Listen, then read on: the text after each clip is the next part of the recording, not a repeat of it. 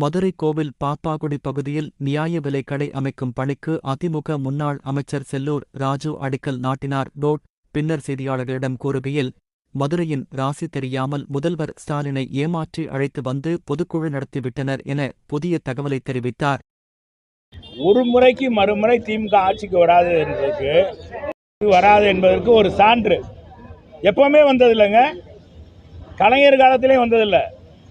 தலைவர் அந்த கட்சியில் இருக்கும் வரைக்கும் 2வது தடவை வந்தாங்க.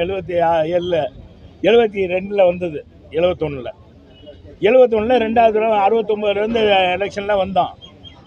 தலைவர் பிரிஞ்ச பிறகு ஒரு தடவைக்கு மறுமுறை வந்ததே இல்லை. அதை காட்டிலும் மதுரையில் எப்பப்போ பொதுக்குழு கூடுதோ அப்போலாம் அந்த பொதுக்குழு கூடும்போதெல்லாம் பார்த்தீங்கன்னா சரி, அடுத்த முறை ஒரு 10 ஆண்டுகளுக்கு அவங்களுக்கு ஆட்சிக்கே வர முடியாது, வனவாசம் போடுறது தான்.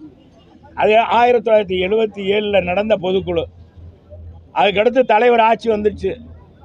12 வருஷம் வனவாசம் போயிட்டாங்க, 12 வருஷம்.